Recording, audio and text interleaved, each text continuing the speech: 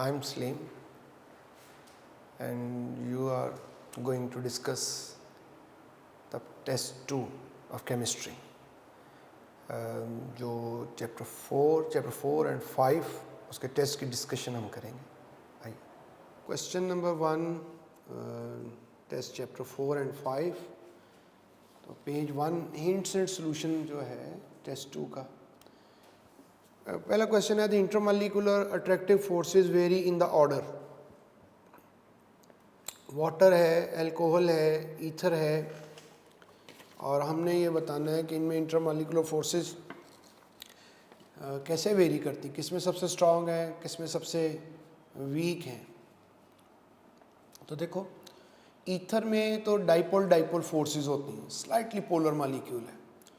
और अल्कोहल में hydrogen bonding होती. इन जनरल पूरी क्लास जो अल्कोहल की अगर बात करें तो हाइड्रोजन बॉन्डिंग है. और वैसे अगर खाली अल्कोहल कहें तो उसके मीनिंग एथाइल अल्कोहल लिए जाते हैं. वाटर है, उसमें हाइड्रोजन बॉन्डिंग है. अब वाटर पर मॉलिक्यूल 2 हाइड्रोजन बॉन्ड फॉर्म करता, और अल्कोहल पर मॉलिक्यूल 1 हाइड्रोजन बॉन्ड फॉर्म करता. इनका बॉइलिंग पॉइंट भी हैं. तो ईथर का बॉइलिंग पॉइंट सबसे कम है. डाइपोल फोर्सेस भी सबसे वीक होती हैं. सो वाटर में इंटरमॉलिक्यूलर फोर्सेस सबसे स्ट्रांग होंगी, उसके बाद अल्कोहल में है, और फिर उसके बाद ईथर में है. So the correct option is beta. Question 2 है the lettuce energy is maximum for. तो लेटिस एनर्जी सॉल्यूशन पे अगर आप देखें तो लेटिस एनर्जी, एक तो उसकी जनरलाइजेशन करें तो lattice energy is directly proportional to the product of charges and inversely proportional to the size of the ions. तो इसमें अब जो हमें गिवन है compounds, potassium fluoride, sodium fluoride, magnesium fluoride, calcium fluoride. तो इसमें देखो कि नेगेटिव आयन तो सबका कॉमन है, fluoride ion. Lattice energy ionic compound के लिए होती है, तो ये आयनिक है तभी बोलेंगे लेटिस एनर्जी, क्योंकि आयन्स नहीं होंगे तो फिर लेटिस चार्जेस कैसे होंगे.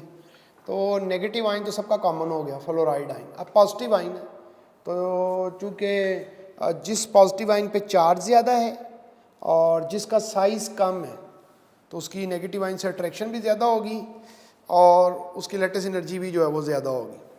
तो इसमें फिर जो आइंस पॉजिटिव आइन है, सोडियम आइन है, पोटेशियम आइन है, दोनों ग्रुप 1 से. सेकेंड ग्रुप से मैग्नीशियम और कैल्शियम है, और ये बता भी दिया कौन ग्रुप में अबव है कौन बिलो है.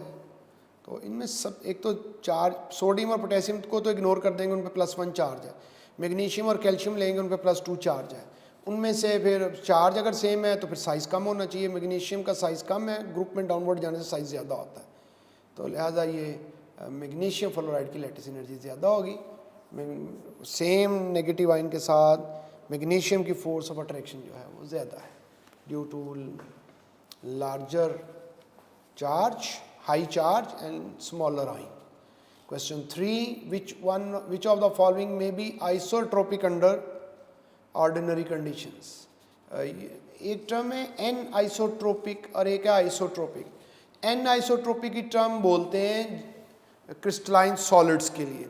तो क्रिस्टलाइन सॉलिड्स की ये प्रॉपर्टी होती है कि वो एन आइसोट्रोपिक सॉलिड्स होते हैं, और जिसके मीनिंग ये है कि उनकी जो फिज़िकल प्रॉपर्टीज़ हैं वो डायरेक्शन डिपेंडेंट होती हैं. उनकी फिज़िकल प्रॉपर्टीज़ डायरेक्शन के चेंज होने से चेंज हो जाती हैं. और जो लिक्विड्स और गैसेस होते हैं ये एन आइसोट्रोपिक नहीं होते हैं, ये आइसोट्रोपिक होते हैं. इनकी जो फिज़िकल प्रॉपर्टीज़ हैं वो डायरेक्शन इंडिपेंडेंट होती हैं. तो इसमें डायमंड, बोरेक्स, सोडियम क्लोराइड ये सब क्रिस्टलाइन सॉलिड की एग्जांपल्स हैं, और ब्रोमीन लिक्विड है तो वो आइसोट्रोपिक होगा. क्वेश्चन 4 है which of the following may not be related to ionic compounds. तो कौन सी ऐसी प्रॉपर्टी है जो आयनिक कंपाउंड्स शो नहीं करते हैं. तो इसमें ट्रांजिशन टेम्परेचर, पॉलीमॉर्फिज्म, आइसोमॉर्फिज्म, ये सब आयनिक कंपाउंड की प्रॉपर्टी है. आइसोमरिज्म कोवलेंट कंपाउंड की प्रॉपर्टी है. तो आंसर तो डेल्टा है, और उसकी रीज़न क्या है? उसकी रीज़न ये है कि आइसोमरिज्म शो करने के लिए जो बॉन्ड है that must be rigid and directional. जो बॉन्ड है वो रिजिड होना चाहिए, बॉन्ड डायरेक्शनल होना चाहिए. जबकि आयनिक बॉन्ड रिजिड भी नहीं है और ये नॉन डायरेक्शनल होता है, इसलिए आयनिक कंपाउंड जो होते हैं they do not show the phenomenon of isomerism. तो ये जो आयनिक कंपाउंड होते हैं ये आइसोमरिज्म शो नहीं करते। इसके बाद जनाब कोवलेंट कंपाउंड ये शो करते हैं। तो आइसोमरिज्म कोवलेंट कंपाउंड की प्रॉपर्टी, इसलिए आप आइसोमरिज्म को structural isomerism, chain isomerism, functional group isomerism और ये सब एग्जांपल चैप्टर 7 में ऑर्गेनिक केमिस्ट्री में पढ़ते हैं। Question 5, the empty spaces left in hexagonal close packing of the sphere in 3 dimension is, empty spaces पूछी है hexagonal close packing की। तो hexagonal close packing जो है वो 70% स्पेस ऑक्युपाई करते हैं इस पैकिंग के अंदर से, इसे क्लोज पैकिंग कहते हैं। मेटल की हेक्सागोनल क्लोज पैकिंग और क्यूबिक क्लोज पैकिंग दोनों हमारे सिलेबस में जो हैं, दोनों में जो स्पेस ऑक्युपाई होती है वो 74 होती है। तो 74% स्पेस ऑक्युपाई होती है, तो जो स्पेस एम्प्टी रहती है फिर वो 26% है। तो 100 में से 74 माइनस करेंगे तो 26 आ जाएगा। 6 MCQ हमने लेक्चर में भी इसकी प्रैक्टिस की थी, तो क्वेश्चन दोबारा पूछ लिया ताकि और प्रैक्टिस हो सके। Number of unit cells in 58.5 gram of NaCl is nearly 58.5 gram NaCl mean 1 mole, 1 mole mean 6.02 into 10^23 formula units of NaCl. Now each unit cell contain 4 formula unit of NaCl, यानी 1 formula unit cell जो NaCl का है उसमें 4 sodium ion और 4 chloride ion होते हैं और 4 NaCl होते हैं यूनिट्स। तो हमारे पास टोटल NaCl फार्मूला यूनिट्स हैं 6.02 into 10^23। इससे यूनिट सेल कितने बनेंगे? एक यूनिट सेल बनाने के लिए 4 NaCl पेयर चाहिए, तो 4 से डिवाइड कर दिया, तो ये फिर हमारे पास 1.5 into 10^23 जो है वो यूनिट सेल्स बनेंगे। तो क्वेश्चन 6 आंसर चार्ली हो जाएगा। Question 7, the hardness of metal increases with increase of which of the following involve in metallic bonding. तो ये जो मेटेलिक बॉन्ड की स्ट्रेंथ है ये 3 बातों पर डिपेंड किया करती है। ये चार्ज ऑन द मेटल आइन, नंबर ऑफ डीलोकलाइज्ड इलेक्ट्रॉन्स और साइज ऑफ द मेटल आइन। तो ये चार्ज ऑन द मेटल आइन, जैसे सोडियम मेटल है तो उस पर +1 चार्ज है, मैग्नीशियम पे +2 चार्ज है, एल्यूमिनियम पे +3 चार्ज है। तो जितना मेटल पे चार्ज ज़्यादा होगा उतना जो है वो मेटेलिक बॉन्ड की स्ट्रेंथ ज़्यादा होगी। जितने इलेक्ट्रॉन ज़्यादा होंगे डीलोकलाइज्ड, उतना मेटल आइंस की उन इलेक्ट्रॉन्स के साथ अट्रैक्शन भी ज़्यादा होगी। तो और जो मेटल आइन का साइज़ है उसके इन्वर्सली प्रोपोर्शनल है। इन कॉमन बात याद रखें, कोवलेंट बॉन्ड हो, मेटेलिक बॉन्ड हो, आयनिक बॉन्ड हो, ये तीनों कोवलेंट, मेटेलिक, आयनिक, ये साइज के इन्वर्स होते हैं। साइज कम होगा तो ये अट्रैक्शन ज़्यादा होगी। तो जो ऑप्शन हमें गिवन है उनमें चार्ज मेटल आइन का जो है और जो नंबर ऑफ इलेक्ट्रॉन्स और डीलोकलाइज्ड इलेक्ट्रॉन, इन दोनों के directly proportional, so option beta बनेगी। Question 8, the hydrogen bonding in water is strongest at. तो वाटर में जो हाइड्रोजन बॉन्डिंग है ना वो सबसे स्ट्रॉन्गेस्ट होगी जब वाटर जो है वो 0 डिग्री पे होगा, 0 डिग्री सेल्सियस पे, क्योंकि 0 डिग्री सेल्सियस पे वाटर आइस में चेंज हो जाता है। और 0 डिग्री सेल्सियस पे जब वाटर आइस में चेंज हो जाता है तो आइस में जो हाइड्रोजन बॉन्ड है वो परमानेंट होते हैं और वो स्टेबल होते हैं, जबकि वाटर के अंदर जो हाइड्रोजन बॉन्ड है वो ब्रेकअप भी हो रहे होते हैं और वो फॉर्म भी हो रहे होते हैं, रीफॉर्म भी हो रहे होते हैं। तो सबसे स्ट्रॉन्ग हाइड्रोजन बॉन्डिंग होगी जब वो हाइड्रोजन बॉन्डिंग स्टेबल होगी, परमानेंट होगी, वो 0 डिग्री पे होती। इसलिए हाइड्रोजन बॉन्डिंग जो है ना स्ट्रॉन्गेस्ट वाटर में वो डेल्टा होगा। 0 डिग्री को जब केल्विन में चेंज करेंगे तो 273 केल्विन बनेगा। सोल्यूशन के पेज 2 पे आइए। Question number 9, for a given substance which phase change has highest enthalpy change value. तो मतलब सॉलिड से लिक्विड में जाएंगे लिक्विड से गैस में जाएंगे, सॉलिड से गैस में जाएंगे या गैस से लिक्विड में। तो एंथैल्पी चेंज वहाँ पे सबसे ज़्यादा होगी जहाँ पे फोर्सेस ऑफ अट्रैक्शन में चेंज सबसे ज़्यादा आएगी। जितनी फेज ट्रांजिशन में अट्रैक्शन में सबसे ज़्यादा चेंज आएगी, उतनी एंथैल्पी चेंज भी सबसे ज़्यादा उसमें आएगी। तो सॉल्यूशन में देखिए सॉलिड है, लिक्विड है, गैस है, डायग्राम से समझाने की कोशिश की है। अगर सॉलिड से लिक्विड में जाएं तो एंथैल्पी ऑफ फ्यूजन है, इसमें फोर्स ऑफ अट्रैक्शन को हम वीक करते हैं। अगर लिक्विड से गैस में जाएं, वेपर्स में जाएं, तो इसमें फोर्सेस ऑफ अट्रैक्शन को मुकम्मल तौर पे ब्रेक कर देते हैं। और अगर सॉलिड से वेपर में जाएं, गैस में, तो सॉलिड के अंदर जो स्ट्रॉन्ग फोर्सेस थी उनको मुकम्मल तौर पे ब्रेक करना पड़ता है। लिक्विड से गैस में जाके भी फोर्सेस मुकम्मल तौर पे ब्रेक करनी पड़ती हैं, लेकिन लिक्विड में फोर्सेस वीक होती हैं, सॉलिड में स्ट्रॉन्ग होती हैं। तो सबसे ज़्यादा फिर जो एंथैल्पी चेंज है, हीट जो रिक्वायर्ड होगी जिस काम के लिए, वो है कि जब आप सॉलिड से गैस में कन्वर्ट करते हैं किसी सब्सटेंस को, तो सबसे ज़्यादा फोर्सेस ऑफ अट्रैक्शन जो हैं उनमें चेंज आएगी, तो उसमें हीट भी सबसे ज़्यादा इन्वॉल्व होगी। तो चार्ली आंसर हो जाएगा। Question 10, oxygen dissolves to some extent in water, this is due to. अब देखिए ऑक्सीजन भी मॉलिक्यूल है, वाटर भी मॉलिक्यूल है। ऑक्सीजन जो है वो नॉन पोलर मॉलिक्यूल है। ऑक्सीजन O2 है, 2 ऑक्सीजन एटम के दरमियान बॉन्ड है, दोनों एक जैसे एटम है, इलेक्ट्रोनेगेटिविटी का डिफरेंस नहीं है, नॉन पोलर मॉलिक्यूल है। वाटर एक पोलर मॉलिक्यूल है, तो इसमें फिर नॉन पोलर और पोलर में डिबाई फोर्सेस होती हैं, इनको डाइपोल इंड्यूस्ड डाइपोल फोर्सेस भी बोलते हैं। तो ये डिबाई, पीटर डिबाई जिन्होंने इसको एक्सप्लेन किया उनके नाम पे, तो ये डिबाई फोर्सेस कहलाएंगी। इसलिए क्वेश्चन 10 का आंसर चार्ली है। Question 11, transition temperature of a substance showing allotropy is, answer है alpha less than melting point. Reason ये है कि ट्रांजिशन टेम्परेचर जो है ये क्रिस्टलाइन सॉलिड की प्रॉपर्टी है, और ट्रांजिशन टेम्परेचर की डेफिनेशन है कि the temperature at which two crystalline form of a substance को एग्जिस्ट इन इक्विलिब्रियम। यानी अगर सल्फर है तो सल्फर का जो ट्रांजिशन टेम्परेचर है 95.6, उस पे सल्फर मोनोक्लिनिक शेप में भी है और रोम्बिक शेप में भी है। अल्फा सल्फर भी एग्जिस्ट करता है और बीटा सल्फर भी एग्जिस्ट करता है उस टेम्परेचर पे। तो उस ये ट्रांजिशन टेम्परेचर ऐसा टेम्परेचर है जिसपे उसकी 2 क्रिस्टलाइन फॉर्म को एग्जिस्ट करती है। तो अगर कोई चीज़ मेल्ट ही कर गई तो वो तो सॉलिड ही नहीं रहेगी, तो क्रिस्टलाइन ही नहीं रहेगी। तो इसलिए ट्रांजिशन टेम्परेचर पे चूँकि 2 सॉलिड यानी 2 क्रिस्टलाइन फॉर्म को एग्जिस्ट करती हैं, तो ये टेम्परेचर हमेशा मेल्टिंग पॉइंट से कम टेम्परेचर होता है। Question number 12, which of the following has the highest enthalpy of vaporisation.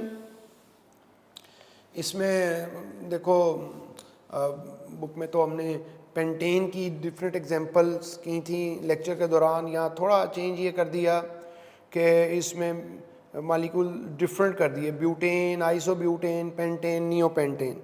एक तो ये हाइड्रोकार्बन है सारे, और हाइड्रोकार्बन नॉन पोलर होते हैं नेचर के अंदर। हाइड्रोकार्बन है, हाइड्रोकार्बन नेचर के अंदर नॉन पोलर हैं। तो सबसे पहले तो ये कि इनमें देखिए कि जितना लार्जर होगा मॉलिक्यूल, जितना उसका मॉलिक्यूलर मास ज़्यादा होगा, उसमें उतनी पोलराइजेबिलिटी ज़्यादा होगी और उतनी उसमें फोर्सेस ऑफ अट्रैक्शन भी ज़्यादा होंगी। तो ब्यूटेन के कंपैरिजन में पेंटेन का मॉलिक्यूलर मास ज़्यादा है, लिहाजा उसमें फोर्सेस ऑफ अट्रैक्शन भी ज़्यादा होंगी। तो एक तो ब्यूटेन इसलिए नई ऑप्शन हो सकती क्योंकि पेंटेन उससे लार्जर मॉलिक्यूल है, उसका मॉलिक्यूलर मास ज़्यादा है, पोलराइजेबिलिटी ज़्यादा है। अब पेंटेन और नियो पेंटेन में हमने जो करना है डिसाइड, तो पेंटेन जो है वो स्ट्रेट चेन, पेंटेन मतलब N pentane, neopentane branching है। तो जो सिमेट्रिकल होता है मॉलिक्यूल, जो स्ट्रेट चेन होता है, उसमें फोर्सेस ऑफ अट्रैक्शन ज़्यादा होती हैं, तो इसलिए पेंटेन के मॉलिक्यूल में फोर्सेस ऑफ अट्रैक्शन ज़्यादा होंगी। नियो पेंटेन में ब्रांचिंग है, ब्रांचिंग के नतीजे में फोर्सेस ऑफ अट्रैक्शन वीक हो जाती हैं और बॉइलिंग पॉइंट कम हो जाता है। आंसर चार्ली है।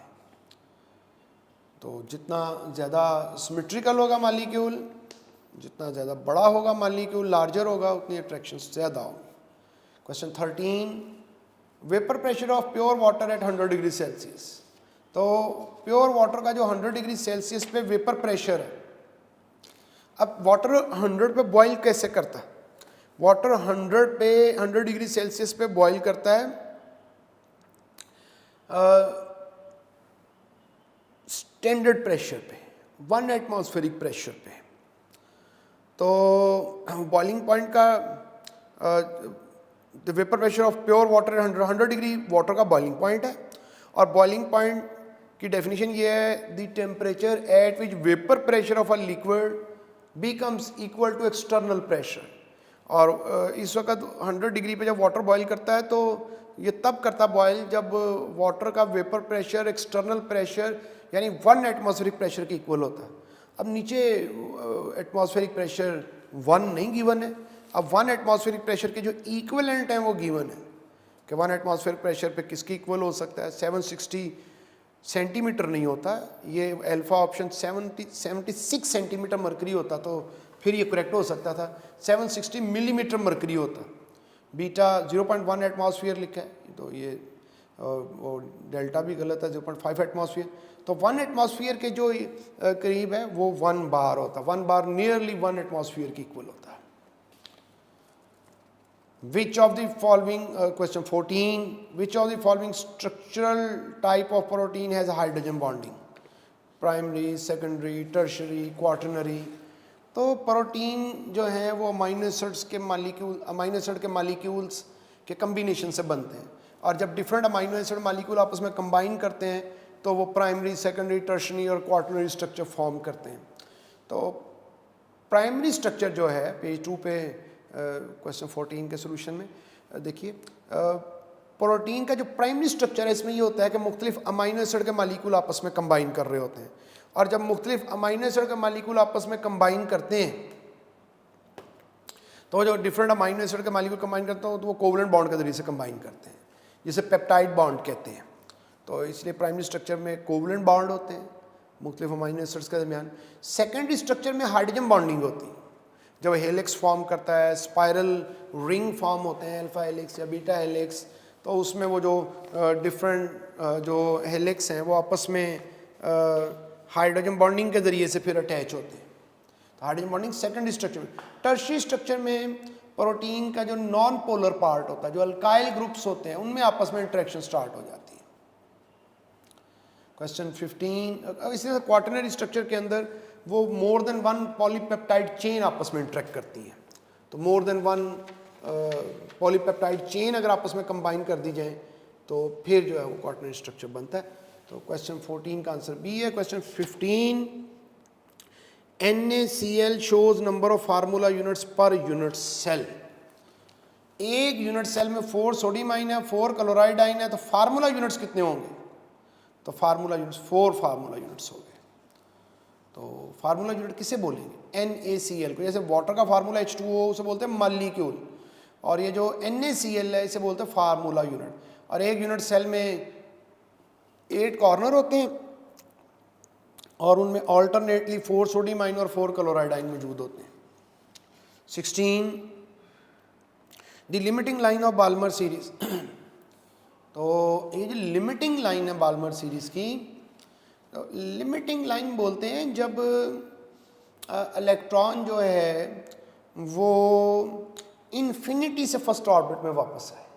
तो जब उसमें ट्रांजिशन जो है फर्स्ट ऑर्बिट से इन्फिनिटी पे हो तो तब जो एनर्जी चेंज आती है उसे लिमिटिंग लाइन कहते हैं। हमारी बुक में लिमिटिंग लाइन की जो टर्म है वो बाल्मर सीरीज़ और लेमन सीरीज़ दोनों में याद रखें, जो लिमिटिंग लाइन है वो अल्ट्रा वायलेट रीजन में फॉल करती है। बाल्मर सीरीज़ जो है वो बाल्मर सीरीज़ पूरी ही अल्ट्रा वायलेट में रीजन में फॉल करती है और उसकी लिमिटिंग लाइन भी अल्ट्रा वायलेट रीजन में फॉल करती है। लेमन सीरीज़ जो है वो सीरीज़ तो विजिबल रीजन में फॉल करती है, लेकिन जो उसकी लिमिटिंग लाइन है वो यूवी में फॉल करती है, अल्ट्रा वायलेट में फॉल करती है। तो मतलब इसको याद ऐसे रख लें कि जो लिमिटिंग लाइन है, एक तो होती क्या, जब इलेक्ट्रॉन की ट्रांजिशन हो from first orbit to the infinite orbit, और जो बाल्मर और लेमन सीरीज हैं इन दोनों की जो लिमिटिंग लाइन है वो अल्ट्रा वायलेट रीजन में फॉल करती है। Question 17, the wavelength of electron as wave is 0.5 nanometre. चूँकि इलेक्ट्रॉन के बारे में डेविसन एंड जर्मर ने प्रूव किया कि इनमें वेव नेचर होती है इलेक्ट्रॉन में। तो क्वेश्चन में ये है कि अगर उसमें वेव नेचर होती है तो वो जो उसकी वेव नेचर है, उसकी जो वेव लेंथ है उसकी वेव की, वो 0.5 नैनोमीटर है। तो what is the wavelength in metre? Nanometre को मीटर में चेंज किया है, तो ये 0.5 नैनोमीटर, तो 1 nanometre is equal to 10⁻⁹ metre. और अगर फ्रैक्शन को मूव करें राइट साइड पे 0.5 से 5 कर दें, तो जितना डेसिमल हम प्लेसेस राइट पे मूव करेंगे 10 का एक्सपोनेंट उतना स्मॉलर हो जाएगा, तो 10⁻⁹ से 10⁻10 बन जाएगा। क्वेश्चन 18, तो 17 का डेल्टा हो गया। क्वेश्चन 18 में क्वेश्चन ये है कि when a particle, when alpha particle strike beryllium, a neutron is emitted on the other particle is। Question ये है, ये रिएक्शन है न्यूट्रॉन की डिस्कवरी जिससे हुई थी, चैडविक एक्सपेरिमेंट। इसमें क्वेश्चन ये है कि ब्रिलियम जो है, जो मेटल है, it is as hard as iron.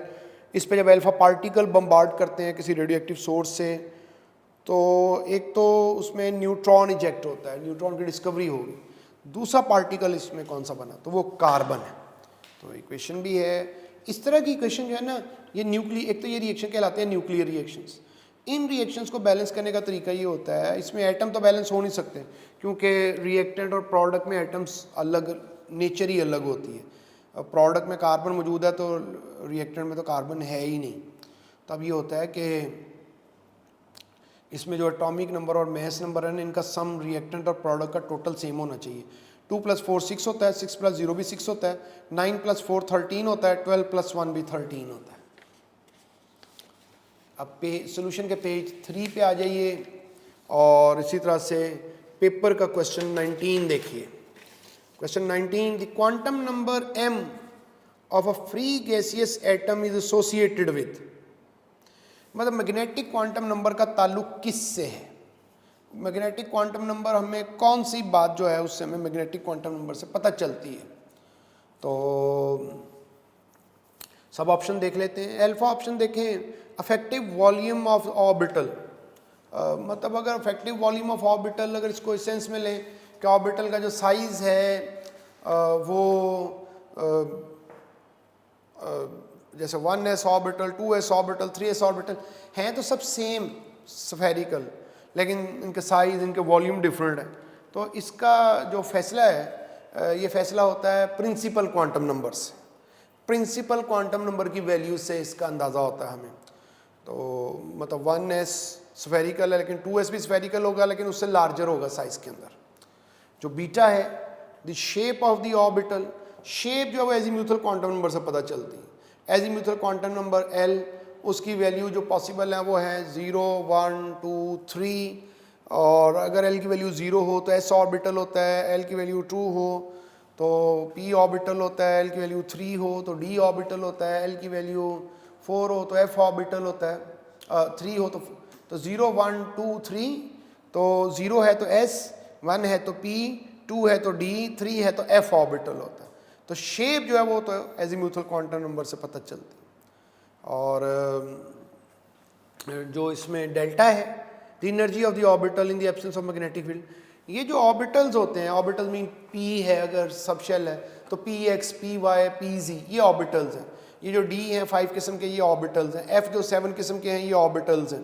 तो इसमें जो हमारे पास ऑर्बिटल्स की एनर्जी मैग्नेटिक फील्ड और इलेक्ट्रिक फील्ड इनकी एब्सेंस में सेम होती है, और तब इनको डीजेनरेट ऑर्बिटल्स बोलते हैं। तो ये जो ऑप्शन में लिखा हुआ ना कि the energy of the orbitals in the absence of magnetic field, magnetic field हो चाहे इलेक्ट्रिक फील्ड हो, दोनों की एब्सेंस में जो ऑर्बिटल्स हैं इनकी एनर्जी सेम होती है और डीजेनरेट कहलाते हैं। हाँ, अगर मैग्नेटिक फील्ड अप्लाई करें, इलेक्ट्रिक फील्ड अप्लाई करें तो तब इनकी एनर्जी सेम नहीं रहती ऑर्बिटल्स की, और तब ये इसीलिए स्पेक्ट्रम में एक्स्ट्रा लाइंस जो हैं वो फिर अपीयर होती हैं, और उन लाइंस को जी मैन इफेक्ट मैग्नेटिक फील्ड में अगर अपीयर हो तो जी मैन इफेक्ट, इलेक्ट्रिक फील्ड में प्रोड्यूस हो तो उससे फिर स्टार्क इफेक्ट बोलते हैं। तो इसलिए ये तो अल्फा बीटा और डेल्टा ऑप्शन डिस्कस की कि भाई ऑर्बिटल्स जो है ना they have same energy in the absence of magnetic field. तो ये जो डेल्टा में लिखा था कि energy of orbitals in the absence of magnetic field, तो एनर्जी तो सेम ही होती है, फ़र्क नहीं है।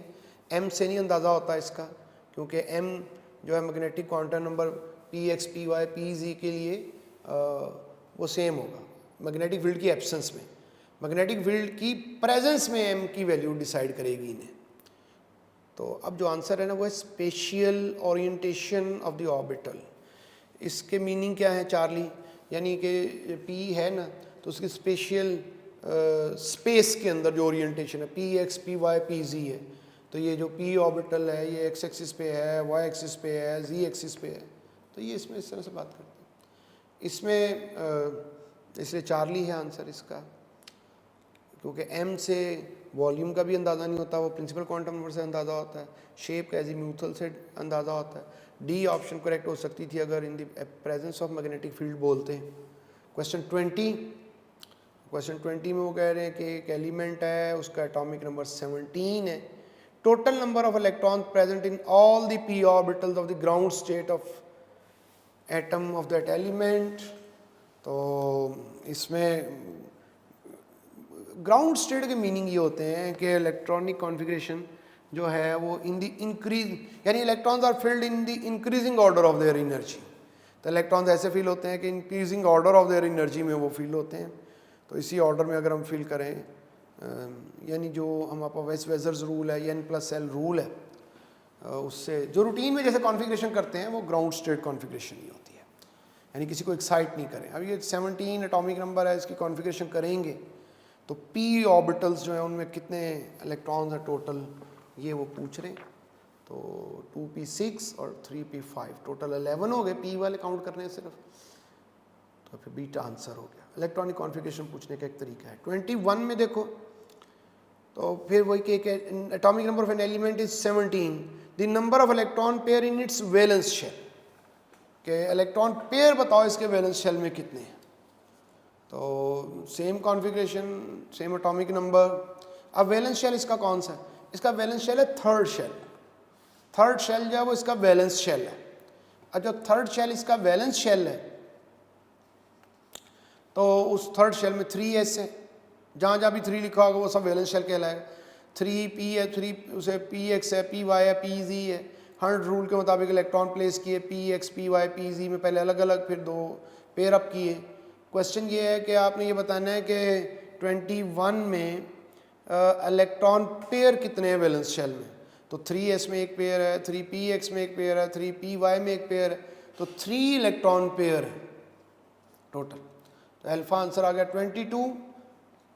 क्वेश्चन 22 है इन मिलिकन ऑयल ड्रॉप मेथड, जो ऑयल ड्रॉप है वो under the force of gravity fall करता है। तो वो कहते हैं जब वो एक्सपेरिमेंट मिलिकन ने किया या उसको जब स्टडी करते हैं तो जब ड्रॉपलेट अपवर्ड मूव करता है तो वो किस फोर्स के ज़रिए से करता है, किसके इन्फ्लुएंस में करता है।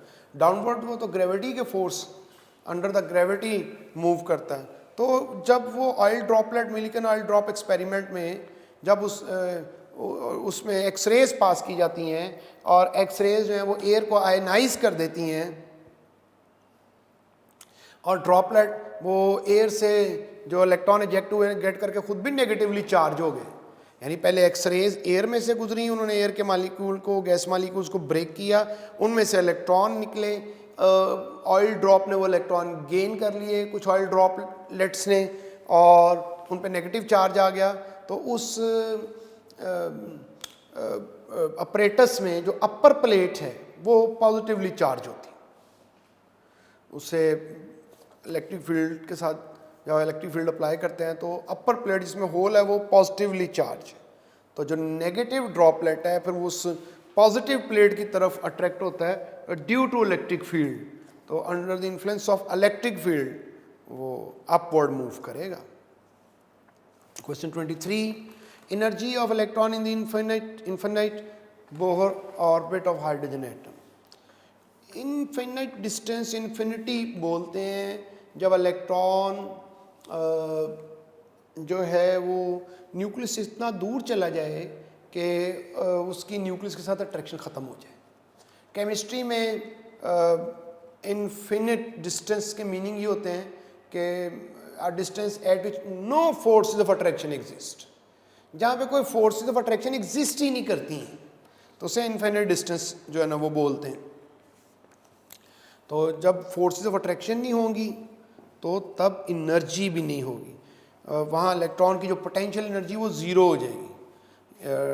जो एनर्जी है पोटेंशियल एनर्जी, इसका ताल्लुक जो है वो फोर्स ऑफ अट्रैक्शन से। अगर फोर्स ऑफ अट्रैक्शन ही नहीं रहेगी तो एनर्जी भी ज़ीरो हो जाएगी, इसलिए इन्फिनिट डिस्टेंस पे इलेक्ट्रॉन की एनर्जी ज़ीरो है, पोटेंशियल एनर्जी ज़ीरो है। क्वेश्चन 24 वो क्वेश्चन है which of the following is conductor of electricity. कुछ सॉलिड्स गिवन है और उनमें आयोडीन है, लेड है, डायमंड है, कार्बोरेंडम है। तो इसमें आयोडीन मॉलिक्यूलर सॉलिड है और मॉलिक्यूलर सॉलिड्स जो होते हैं ये नॉन कंडक्टर होते हैं। डायमंड जो है वो कोवलेंट सॉलिड है और ये भी नॉन कंडक्टर होता है। और जो सिलिकॉन कार्बाइड है ये कोवलेंट सॉलिड है, ये भी नॉन कंडक्टर है। और तो इसमें जो आंसर है वो लेड है क्योंकि वो मेटेलिक सॉलिड है। तो कार्बोरेंडम जो है सिलिकॉन कार्बाइड को कहते हैं और silicon carbide, carborundum covalent solid की एग्जांपल है। डायमंड भी कोवलेंट सॉलिड की एग्जांपल है। तो ये कोवलेंट सॉलिड और अल्फा आयोडीन मॉलिक्यूलर सॉलिड की एग्जांपल है। Molecular covalent solids they are non conductors, तो they are electrically non conductor of electricity. Lead metal है, सो मेटल्स तो कंडक्टर होती हैं, तो इसलिए लेड इसका आंसर होगा। क्वेश्चन 25 में K2SO4 से K2Cr2O4 are isomorphic substances, they have all properties except. Isomorphic substances K2SO4 K2CrO4 दोनों तो different compounds, two different compounds हैं, all together two different compound हैं। तो when they are all together two different compounds they have different composition, so they have different properties। इनकी physical properties भी different होंगी, इनकी chemical properties जो हैं वो भी डिफरेंट होंगी। ये बिल्कुल एक दूसरे से मुख्तलिफ है, कंपोजिशन अलग है, दो अलग चीज़ें हैं, उनकी कोई प्रॉपर्टी सेम नहीं होगी। हाँ, जो बातें इनकी कॉमन हैं वो एटॉमिक रेशो है। K2SO4 में एटॉमिक रेशो 214 है, पोटेशियम के 2 एटम हैं, सल्फर का 1 एटम है, ऑक्सीजन के 4 एटम है। पोटेशियम क्रोमेट में K2CrO4 में भी जो एटॉमिक रेशो है 214 है, एटॉमिक रेशो सेम है। और आइसोमॉर्फिज्म शो करने के लिए ये कंडीशन है कि उनके एटॉमिक रेशो सेम हो और इनकी क्रिस्टलाइन शेप भी सेम है दोनों की। आइसोमॉर्फिज्म कहते ही उसे when two different compounds exist in same crystalline form. और ज्योमेट्री इनमें जो नेगेटिव आयन का ज्योमेट्री है वो भी सेम है। आइसोमॉर्फिक सब्सटेंसेस में नेगेटिव आयन जो है उसकी ज्योमेट्री सेम होती है। सल्फेट भी टेट्राहेड्रल है और क्रोमेट भी टेट्राहेड्रल है, तो इसलिए इसका आंसर जो है वो चार्ली है। आइसोमॉर्फिक सब्सटेंस में फिजिकल केमिकल प्रॉपर्टीज सब डिफरेंट होती है, शेप सेम होती, एटॉमिक रेशो सेम होती है, नेगेटिव आयन की ज्योमेट्री सेम होती है। Question 26 which property is not possessed by molecular crystalline solids. तो कौन सी प्रॉपर्टी है जो मॉलिक्यूलर क्रिस्टलाइन सॉलिड शो ही नहीं करते हैं। तो इनमें सॉफ्टनेस, बिल्कुल सॉफ्ट होते हैं मॉलिक्यूलर क्रिस्टल्स क्योंकि उनमें वीक इंटरमॉलिक्यूलर फोर्सेस होती हैं। तो बाकी आयनिक में तो आयनिक बॉन्ड होता है, कोवलेंट में कोवलेंट बॉन्ड होता है और मेटेलिक सॉलिड्स में मेटेलिक बॉन्ड होता है। लेकिन जो मॉलिक्यूलर क्रिस्टल्स होते हैं ये सॉफ्ट होते हैं, वोलेटाइल होते हैं, वीक फोर्सेस होती हैं और वीक फोर्सेस होने की वजह से वो वीक फोर्सेस जल्दी ब्रेक कर जाती हैं और ये वेपर्स में चेंज हो जाते हैं। इसलिए मॉलिक्यूलर क्रिस्टल्स सबलाइम भी, सब्लिमेशन की प्रॉपर्टी भी शो करते हैं। ट्रांसपेरेंट होते हैं, जैसे आइस है तो आइस में लाइट पास कर सकती है टू सम एक्सटेंट। ये इलेक्ट्रिकल कंडक्टर नहीं होते हैं क्योंकि इनमें कोई फ्री इलेक्ट्रॉन अवेलेबल नहीं होता। All the electrons are utilised in bond formation in molecular crystals. Delta answer हमने यही बताना था, कौन सी प्रॉपर्टी मॉलिक्यूलर क्रिस्टल्स से रिलेटेड नहीं है।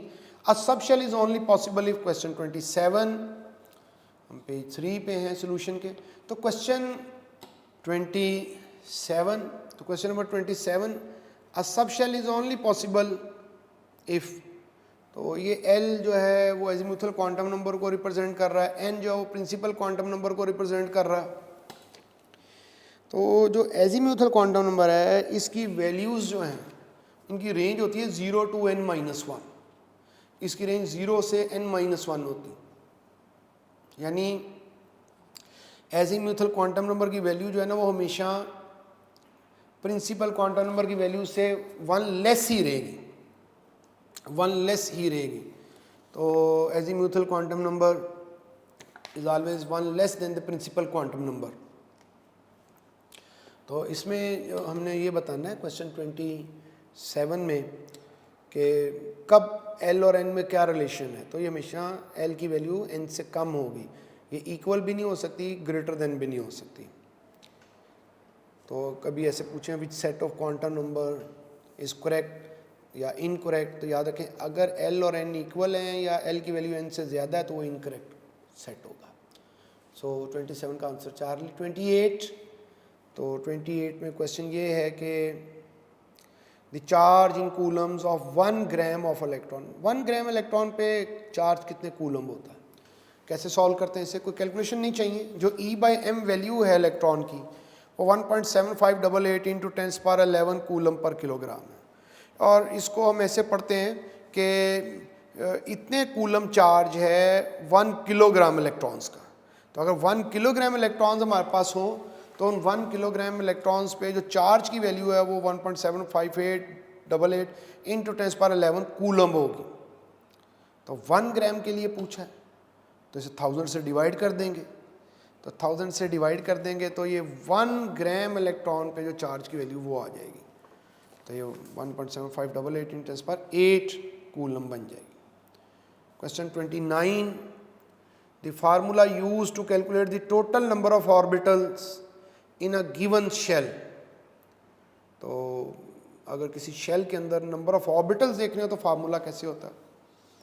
तो इसमें सॉल्यूशन में अगर आप देखें तो सारे ऑप्शन बता दी। n स्क्वायर से पता चलता है number of orbitals in a shell, यही क्वेश्चन में पूछा, ये हमारा आंसर है कि अगर n की वैल्यू n शेल को रिप्रेजेंट कर रहा होता है तो प्रिंसिपल क्वांटम नंबर है, तो अगर इसका स्क्वायर ले लें तो हमें अंदाज़ा हो जाता है। मतलब n की वैल्यू 1 है तो इसका मतलब फर्स्ट शेल, n की वैल्यू 2 है तो इसका मतलब सेकंड शेल। बोहर मॉडल में इसे शेल बोलते थे और क्वांटम मैकेनिकल मॉडल में बोहर मॉडल में इसे ऑर्बिट बोलते हैं n की वैल्यू, और मॉडर्न जो क्वांटम मैकेनिकल मॉडल है उसमें n की वैल्यू को हम शेल से रिलेट करते हैं। तो अगर हमें शेल मालूम है, n की वैल्यू मालूम है, इसका मतलब शेल मालूम है और उसका स्क्वायर लेंगे तो हमें पता चल जाएगा कि उसमें नंबर ऑफ ऑर्बिटल्स कितने हैं उस शेल के अंदर। अगर 2n स्क्वायर लेंगे तो इससे नंबर ऑफ इलेक्ट्रॉन्स उन शेल में पता चल जाएंगे। 2l+1 करेंगे तो इससे हमें नंबर ऑफ ऑर्बिटल्स किसी सब शेल में पता चलते हैं, शेल में नहीं सब शेल। और 2 × 2l+1 करेंगे तो नंबर ऑफ इलेक्ट्रॉन इन सब शेल पता चल जाएंगे। तो इसलिए 29 का आंसर अल्फा है। और 30 में क्वेश्चन पूछा है कि green, yellow, red, violet different colours हैं, किसकी वेवलेंथ सबसे लॉन्गेस्ट और एनर्जी सबसे मिनिमम है। तो ये विजिबल रीजन है, violet, indigo, blue, green, yellow, orange, red. इसमें वायलेट की जो वेवलेंथ है वो कम है सबसे और रेड की वेवलेंथ सबसे ज़्यादा है। इसीलिए जो डेंजर साइन है वो हमेशा रेड में बनाए जाते हैं क्योंकि उनकी वेवलेंथ ज़्यादा होती है और वो रेड कलर दूर से विजिबल होता है। और वेवलेंथ जो है वो वायलेट से रेड की तरफ जाएं तो वेवलेंथ इंक्रीज़ कर रही और वेवलेंथ और एनर्जी इन्वर्सली प्रोपोर्शनल होते हैं। तो वेवलेंथ रेड की सबसे ज़्यादा है और एनर्जी रेड की सबसे कम है। तो इस क्वेश्चन में हमें यही बताना है कि वेवलेंथ सबसे ज़्यादा किसकी और एनर्जी सबसे कम किसकी है। तो आंसर जो है वो चार्ली हो जाएगा। तो हमने चैप्टर 4 और 5 की टेस्ट की डिस्कशन मुकम्मल कर ली है और